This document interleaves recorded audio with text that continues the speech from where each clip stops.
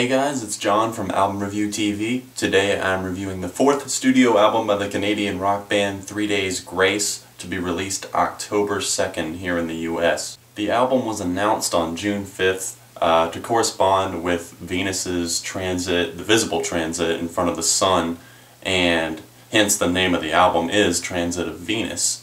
The tagline for the album is, "Some things will never happen again in your lifetime," which is probably a description, obviously, of the transit of Venus, as well as the style of the album and the lyrics and stuff like that. The album doesn't stray too far from the typical 3 Days Grace formula, but honestly it does enough to make a very, very solid album. Here's a breakdown on how I feel about the past 3 Days Grace releases. Now, they've released an album every 3 years since they really started putting out albums. Now, for their self-titled album, I give that album a 4 out of 5. 1X is a 5 out of 5 for me, and Life Starts Now is a 3.5 out of 5. Now, many of you guys might know, might not know, that my first album review ever on this channel was Life Starts Now by 3 Days Grace, and that was uploaded September 29th of 2009, and today, the day you're watching this video, is September 29th, 2012, which means today is my 3-year anniversary right here on Album Review TV. I'm really proud of how far I've come. Honestly, I never thought I would get this far, and honestly, you know I couldn't do it without you guys, and I appreciate all the feedback and stuff you give me all the time. Over 1,150 subscribers now, over 500,000 total video views. It's just incredible. So thank you guys so much, and I definitely plan on continuing to bring the reviews. But anyways, let's get back to today's review, Transit of Venus. New instruments have been tried on this album, and I really like that. They worked with a new producer, Don Gilmore. He's a very respected producer, and they went for a tighter and more refined sound is what they said, and honestly I think they've succeeded on that for sure. The new instruments that you can really hear are the more prominent keys, the use of acoustic guitar more, which sounds really nice on some tracks, and some electronic sounds even floating around on like chalk outline, and it just sounds cool. And honestly it's a nice change of pace for all the people, the longtime fans saying, oh, they've changed up the formula, I can't like 3 Days Grace anymore. Would you like for them to turn out the same album 10 times? They can't do that, and honestly, you knew that eventually bands start experimenting, and honestly, it's a good thing. They really did not stray too far at all from their rock and hard rock roots, but they added enough to make it very interesting and exciting, and honestly, I would get bored. I was starting to get bored by Life Starts Now,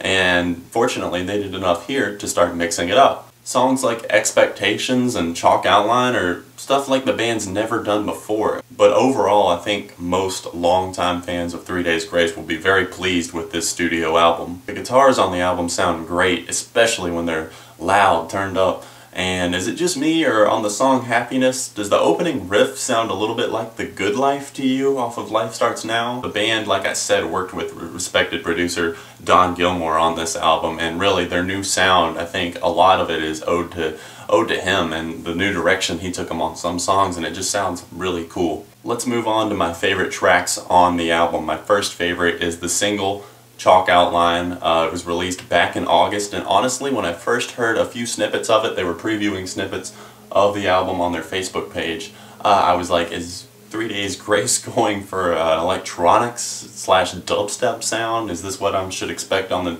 whole new album? But no.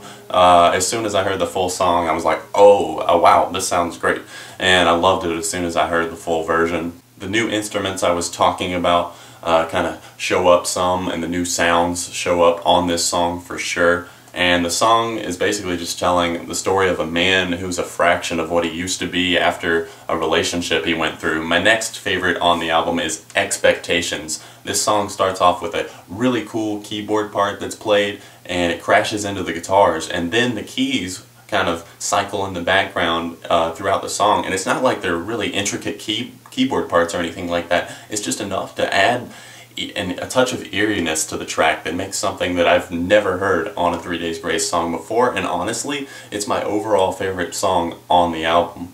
I really like Adam's writing style on this song, and the lyrics on it are just incredible, to me at least. My next favorite is The High Road. That song's got a nice creeping bass line that just sounds really cool, and like kind of like mysterious, if that makes sense. And the lyrics on the song are definitely as good as ever, what you've come to expect from 3 Days Grace. Adam writes a lot of great songs, and you can definitely feel the anger and kind of the story behind this one. Operate is my next favorite. You can hear the quiet guitar kind of in the background of the first verse, and it sounds great, but it crashes into the chorus when it comes around.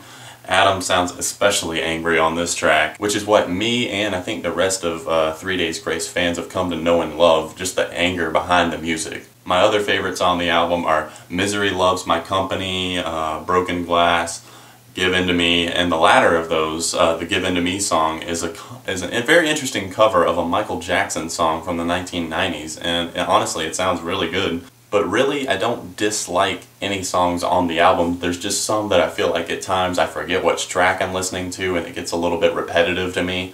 But that's really my only complaint on the whole album. And, you know, they mixed up the formula some on a lot of the tracks, which is very exciting. I really like the addition of the acoustic guitars, the keyboards, a little bit of electronic sound, and it sounds really nice. Overall, I give the album a 4 out of 5. I want to know what you guys thought, of course. Longtime 3 Days Grace fans, you're just getting into them. What did you think of Transit of Venus? Let me know in the comment section down below, and I will try to reply as many of the comments as I can. Like I said, thank you guys so much for 3 years on YouTube. Here's to 3 more. Oh, let me cheers. Here's to 3 more with my bottle of water that I, you know, don't take sips of in between jump cuts. Alright guys, I'll see you soon. You know I've got a lot more reviews to come.